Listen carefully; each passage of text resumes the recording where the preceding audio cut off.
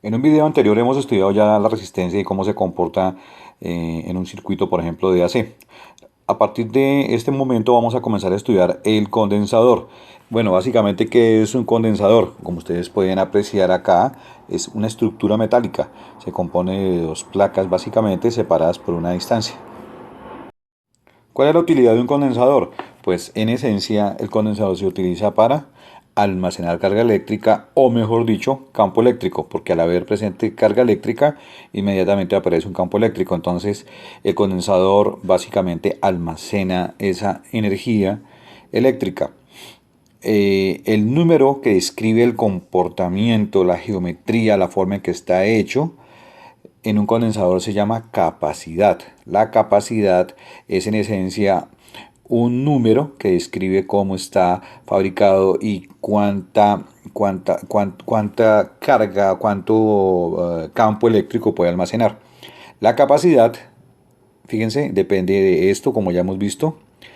Aquí lo importante es A, sería el área de las placas, D, la separación, y E es la letra griega epsilon, que viene a representar la permitividad. ¿Está bien? La permitividad. La permitividad acá básicamente es un número que nos sirve para representar las propiedades del material que yo coloco aquí en la mitad, aquí entre las placas, que se llama dieléctrico. Entonces, la permitividad identifica básicamente al dieléctrico, no al metal. Acá abajo tenemos el valor de la permitividad cuando yo aquí en este espacio utilizo vacío. Entonces la permitividad es la que vemos acá. Esto significa faradios por metro. Ahora vamos a analizar cuál es el comportamiento de un condensador en un circuito de corriente directa.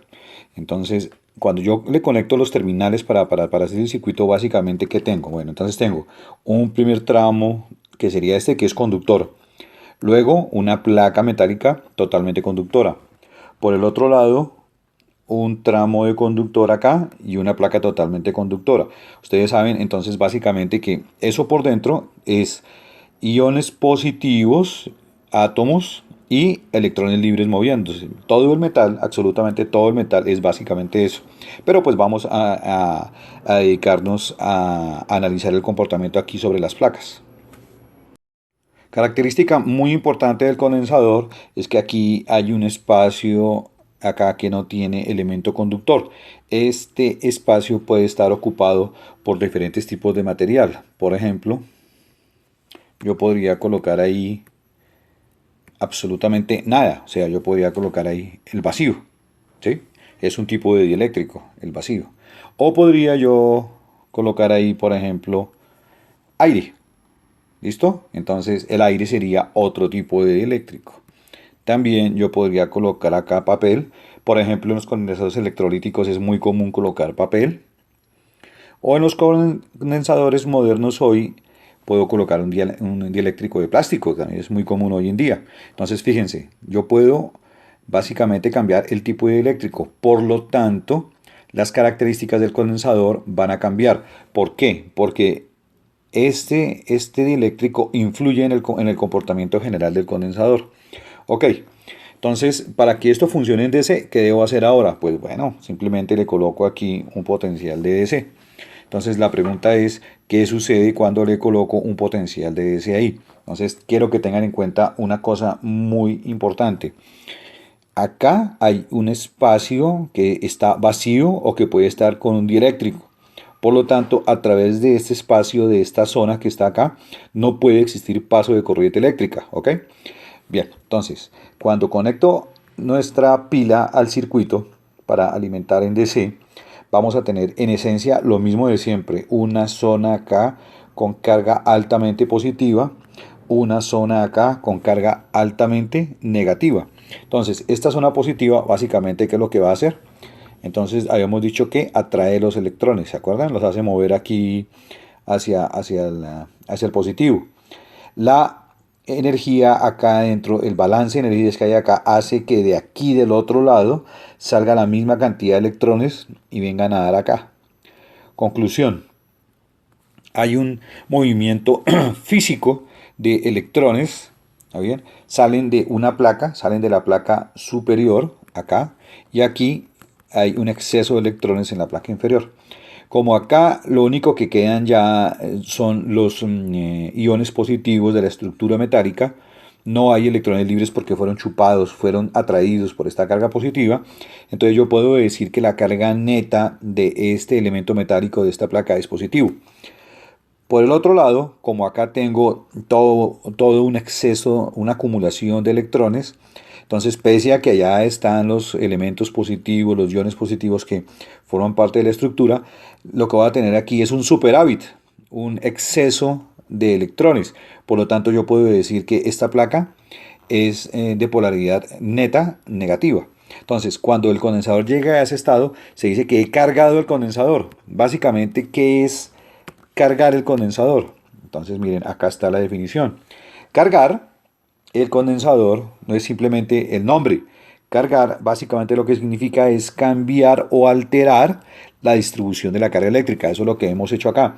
Antes aquí había negativos, mediante esta carga positiva hemos alterado la distribución de carga que había acá, haciendo que esta placa pasara de un estado completamente neutro de carga a un estado positivo y que esta placa pase de un estado neutro a un estado negativo. A esa distribución de la carga a lo largo de una área también se le denomina la densidad de carga. Entonces la alteración de la densidad de carga, a eso es a lo que nosotros vamos a llamar de aquí en adelante cargar un condensador o cargar una pila o cargar algo, ¿ok? Producir una carga eléctrica. Bien, lo cierto de todo es que cuando yo cambio la distribución, inmediatamente se va a presentar entre esta placa y esta placa, pues la atracción natural que se presenta entre cargas positivas y cargas negativas. Entonces, a esa atracción se le representa mediante unas líneas acá, ¿está bien? Que se llaman líneas de fuerza según esa representación que se inventó Michel Faraday. Y nosotros aquí pasamos a decir entonces que en este espacio que va desde esta placa hasta esta placa, este espacio que está acá, en esencia lo que va a haber es un espacio en donde hay presentes fuerzas de tipo eléctrico. Por lo tanto, a este espacio lo vamos a llamar un espacio o campo eléctrico, ¿ok? Que se representa con este símbolo, la E con un vector encima. Recuerden ustedes que este campo eléctrico puede habitar, puede existir en diferentes medios, como por ejemplo, a ver, seleccionemos acá uno, como por ejemplo el vacío, ¿está bien? Entonces, des en cuenta que el comportamiento de este vacío frente a ese campo eléctrico va a ser 1, ¿bien? Va a afectar y se va a dejar afectar, ¿está bien? De alguna forma determinada, pero puede que yo utilice otro tipo de dieléctrico acá. Entonces puede que yo utilice, por ejemplo, el aire. Entonces el comportamiento ante la presencia del campo pues tiene que cambiar porque el material es diferente. O si yo utilizo, por ejemplo, papel, un comportamiento diferente. O si yo utilizo plástico, a ver, otro comportamiento diferente. A esa diferencia en comportamientos, dependiendo de cuál es el dieléctrico que yo coloco acá, a eso es lo que se le llama la permitividad, al comportamiento del dieléctrico en presencia del campo eléctrico. Ahora lo que vamos a hacer es una pequeña representación gráfica de cómo varía la corriente por el circuito. O sea, vamos a ver a diferentes tiempos qué nivel de corriente hay en el circuito. Para eso, lo que vamos a hacer es esta gráfica que tenemos acá. ¿Está bien? Vamos a ampliarla un poquito aquí para que ustedes vean. Aquí está la gráfica ampliada. Entonces, lo que tenemos es, por ejemplo, aquí esto que está acá es cero corriente, quiere decir acá no hemos conectado la batería. Este punto acá es exactamente el instante en donde colocamos esta batería en el circuito. En ese momento se produce un jalonazo, ¿está bien? Una atracción muy fuerte de electrones haciendo que la corriente por el circuito suba drásticamente, tenga un valor muy alto acá, sería un valor muy alto de corriente. ¿Sí? Pero a medida que los electrones se comienzan a desplazar de la placa aquí hacia la batería, pues ellos comienzan a agotarse.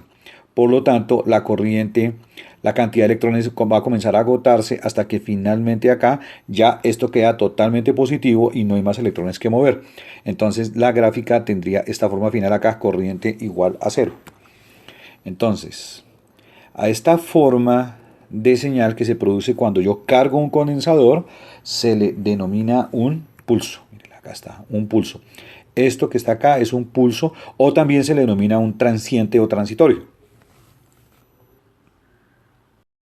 Ahora vamos a cambiar el tipo de circuito. Entonces ahora vamos a conectar nuestro condensador en un sistema de AC. Entonces como ustedes recuerdan de la diapositiva anterior, todo este sistema básicamente es un conjunto de metal. Mire, todo esto es metal, todo esto es metal.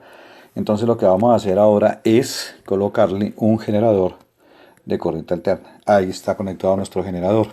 Recuerden que ¿qué hay allá dentro de ese generador? Recuerden que aquí adentro es una bobina que está dando vueltas. Básicamente, eso es todo.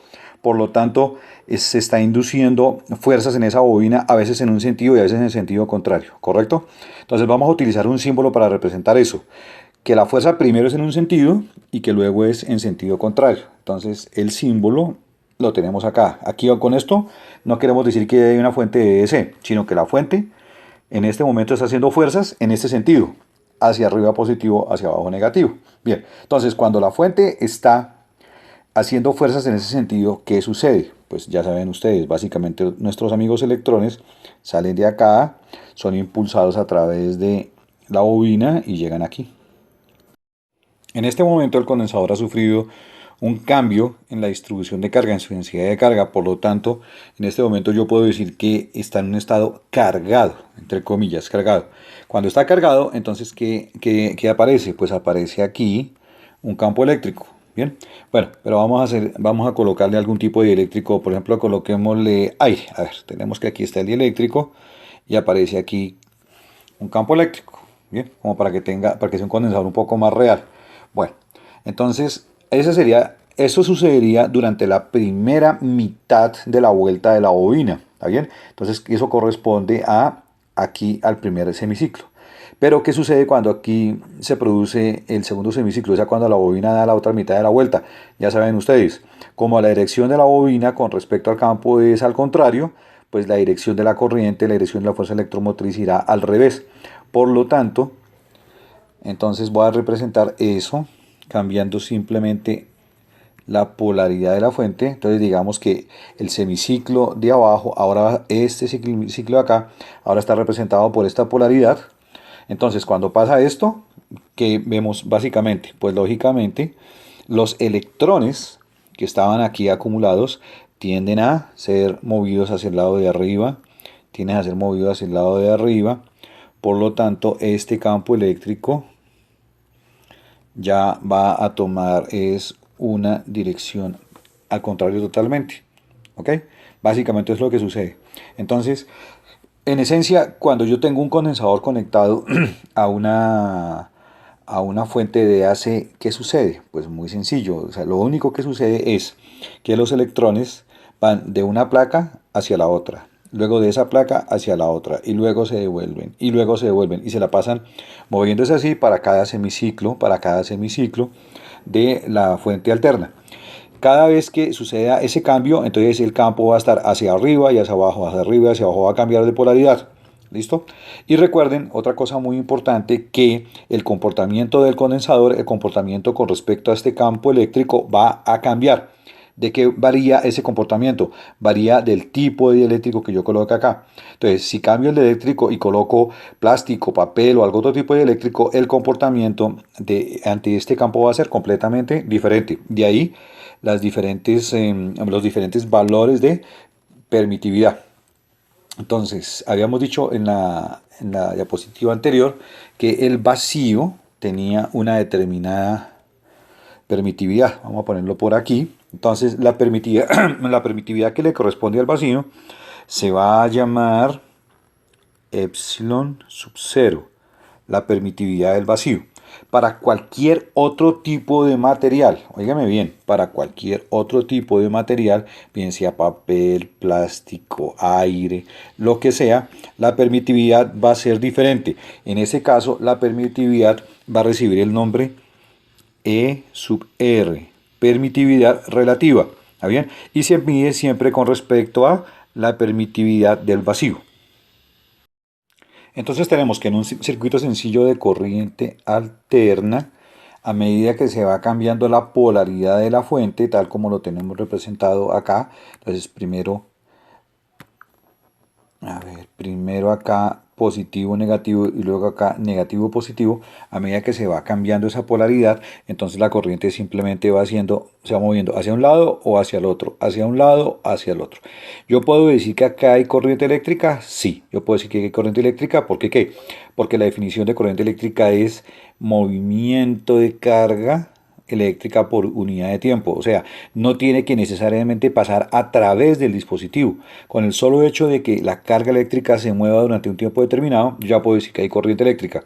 Entonces, por lo menos en el circuito externo al condensador, que es todo lo que va desde esta conexión acá, a la fuente, a este cable, ya esta conexión, todo eso conformaría el circuito externo al condensador, entonces yo puedo verificar que sí hay un movimiento, una circulación de corriente eléctrica. Entonces yo puedo decir que en el circuito capacitivo sí hay circulación de corriente. Dentro del condensador no, porque recuerden que aquí adentro hay un dieléctrico. Entonces, el cambio en la densidad de carga, digamos, en las placas de este condensador, va a hacer que dentro de él exista un campo eléctrico o también puedo decir que hay un voltaje que se almacena en el condensador. Esta es la representación, la forma de nosotros ver esa energía eléctrica, ese campo eléctrico, mediante un voltaje. Entonces, este voltaje, el modelo matemático va a ser este que tenemos aquí abajo. Entonces, como ustedes se pueden dar cuenta, ya este modelo matemático implica una integral, por lo tanto, no puedo, por este motivo, por el hecho de que el circuito está aquí abierto, no es un circuito cerrado, yo no puedo aplicar este modelo que está acá, que sería el modelo de la ley de Ohm. ¿Por qué no lo puedo aplicar? Este modelo solamente se utiliza para circuitos que son continuos, para circuitos que tienen el circuito totalmente cerrado. Este aquí no lo tiene. Entonces, no puedo emplear este modelo de la ley de Ohm para analizar este circuito, básicamente ¿por qué? Pues porque aquí no tengo resistencia, ¿sí se dan cuenta? Tengo es aquí algo abierto. Y por lo tanto, al estar el circuito abierto, está bien, en teoría no habría corriente desde el punto de vista de la ley de Ohm. Entonces, lo que vamos a hacer ahora es tratar de acomodar el comportamiento de este circuito, está bien, para poder emplear este modelo matemático que está acá, utilizar la ley de Ohm, y eso nos evitaría el tener que hacer análisis mediante este modelo matemático acá que implica el uso de una integral. Lo que vamos a ver ahora es cuáles comportamientos del circuito tienen que ver con la alteración de la cantidad de corriente que pasa a través de él. Recuerden, corriente que pasa por el circuito externo al condensador. Bueno, supongamos que tenemos un condensador aquí en un circuito sencillo y en este condensador la cantidad de carga son 4 electrones, por decir alguna cosa, una tontería, es un ejemplo.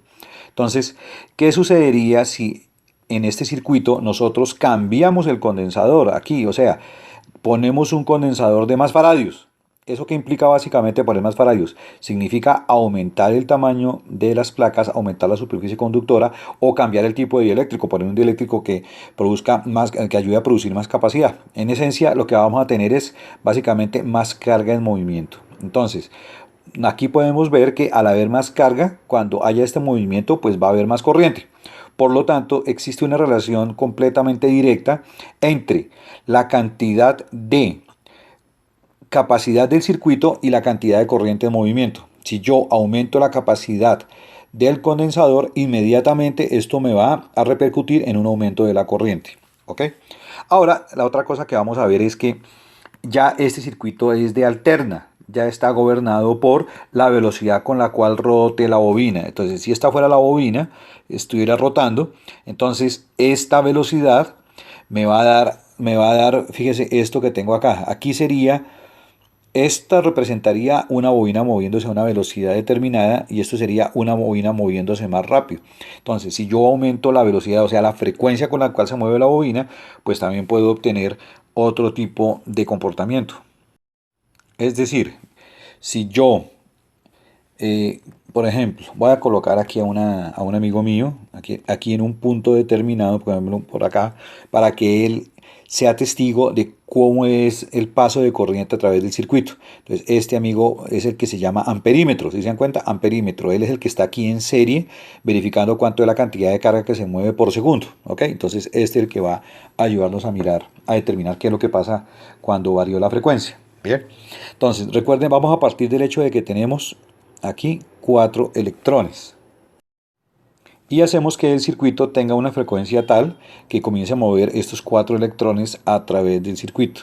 ¿Qué quiere decir esto? Que aquí mi amigo va a observar 4 electrones en un sentido y 4 electrones en sentido contrario para un ciclo de trabajo. Entonces, durante cada ciclo, estos electrones se van a mover para un lado y luego se van a devolver. Ya, terminó el ciclo.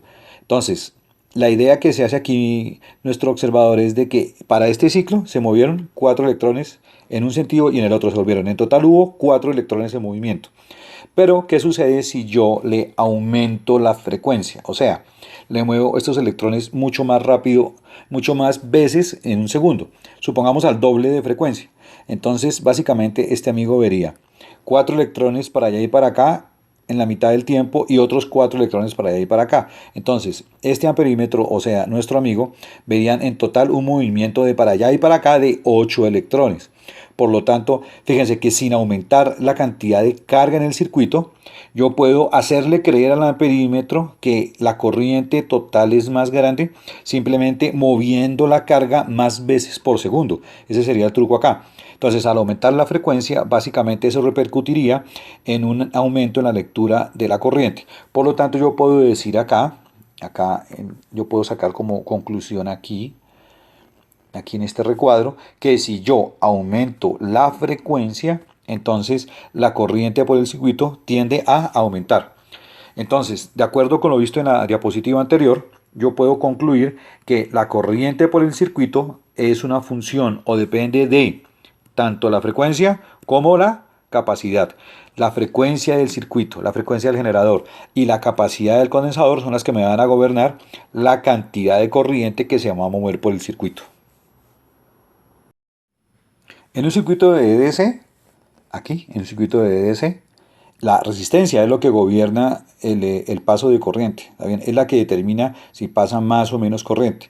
En el circuito de AC capacitivo, como acabamos de ver, es la frecuencia y la capacidad las que gobiernan el paso de corriente. Entonces lo que nosotros vamos a hacer es lo siguiente. Vamos a tratar de utilizar estos dos conceptos, está bien, vamos a tratar de unirlos para fabricar una especie como de oposición en corriente alterna. Un nuevo componente, este componente que está acá. Fíjese que ya no es una resistencia acá quebrada, sino es una cajita, un nuevo componente, al cual lo vamos a llamar el componente X, en donde este componente X, como es para corriente alterna, fíjese, y solamente se presenta esto en corriente alterna, esta suposición es solamente para corriente alterna, no sea un elemento resistivo, sino sea un elemento que dependa de la frecuencia y la capacidad. De tal manera que al haber una especie como de oposición, no utilizar el condensador, sino utilizar ese nuevo componente X que estamos asumiendo.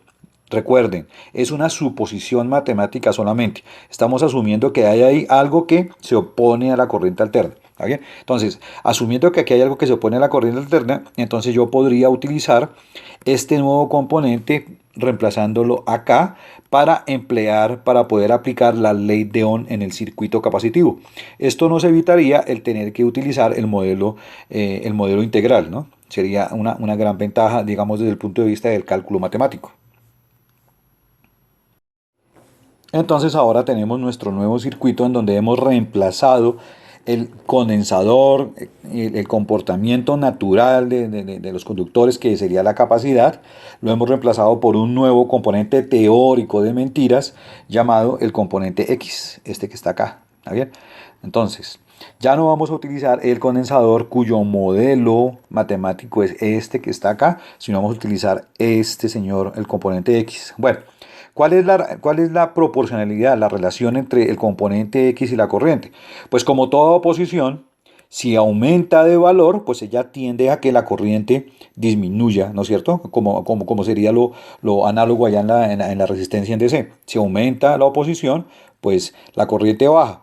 De acuerdo a lo que estudiamos en una diapositiva anterior, ¿cuál es el comportamiento tanto de capacidad como de frecuencia con respecto a la corriente? Entonces, si yo coloco un condensador más pequeño, va a haber menos área metálica, por lo tanto van a haber menos electrones para mover, por lo tanto la cantidad de corriente, que sería menor carga en movimiento, tendería a disminuir. Por lo tanto, si el condensador baja de valor, la corriente inmediatamente tiende a bajar de valor. Con respecto a la frecuencia, si la frecuencia baja, entonces lo que voy a hacer es mover la carga menos veces por segundo, más despacio, por lo tanto me va a dar la sensación en el amperímetro de que la corriente bajó. Entonces, la gran conclusión acá, desde el punto de vista de capacidad y frecuencia, es que si yo varío cualquiera de estos dos valores hacia abajo, la corriente también va a disminuir, ¿correcto? Bien, eso está muy interesante, pero lo realmente interesante está aquí en el recuadro. ¿Sí? Vamos a analizar ahora la proporcionalidad, ¿está bien? El cambio que hay, la relación que hay entre el cambio entre el nuevo componente X y frecuencia y capacidad. ¿Para qué? Para poder colocar este nuevo componente X en función del comportamiento real del circuito capacitivo. Entonces fíjense que la relación es totalmente inversa. ¿Qué quiere decir? Que cuando el nuevo componente X suba de valor, eso implica que va a haber una disminución tanto de frecuencia de capacidad. ¿Cómo se escribe eso matemáticamente? Pues se escribe de esta forma que está acá. Vamos a hacerle un cuadrito aquí. Entonces, eso se escribe de la siguiente forma. El X, el nuevo componente X, es inversamente proporcional tanto a frecuencia como a capacidad. ¿Correcto? Entonces son inversamente proporcionales. Acá, inversamente proporcionales. ¿Cómo hago para que esta proporción se convierta en una igualdad? Pues utilizo acá una constante de proporcionalidad. Esa constante de proporcionalidad nos la va a dar el hecho de que hay un número que gobierna a esta fuente. ¿De acuerdo? Es una fuente que da una vuelta. ¿Está bien? Un ciclo completo que está representado por el número 2pi acá. Por lo tanto, si yo coloco 2pi aquí abajo, esta proporción la puedo convertir en igualdad y tengo que ese nuevo componente X va a ser igual a 1 sobre 2pi fc. A este nuevo componente X, como no se le puede colocar también resistencia porque es una oposición, pero solamente para corriente alterna. Es una oposición teórica, no es de verdad. Es solamente una descripción del comportamiento del circuito capacitivo. Entonces, a este nuevo componente X le vamos a colocar el nombre de reactancia capacitiva. Les pido también que por favor recuerden de su trigonometría que hay una cantidad que se llama omega, la frecuencia angular. La frecuencia angular es igual a 2pi por f. Por lo tanto, como aquí tenemos ese 2pi por f acá en esta parte, podemos reemplazar esto por omega. De tal forma que la reactancia capacitiva es igual a 1 sobre 2pi fc o también es igual a 1 sobre omega c. Ya para concluir, entonces tenemos que en un circuito de corriente alterna capacitivo, ¿está bien? Yo puedo asumir que todo el comportamiento del circuito está representado mediante un componente llamado X, el componente reactancia capacitiva. Ese componente reactancia capacitiva va a ser proporcional, va a ser igual a 1 sobre 2 pi fc o va a ser 1 sobre omega c. ¿Qué quiere decir eso? Que el comportamiento de ese componente X va a ser inversamente proporcional tanto a la frecuencia como a la capacidad colocada en el circuito.